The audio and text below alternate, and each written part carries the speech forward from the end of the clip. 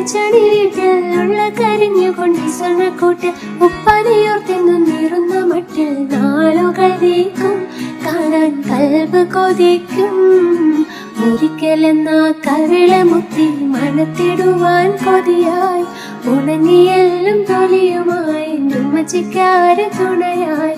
പണവും പൊന്നും അയച്ചില്ലേലും വരുന്ന മാസം വരണേ, പൊരിഞ്ഞുരുകി മരിക്കും മുമ്പേ കവിളിൽ മുത്തം തരണേ.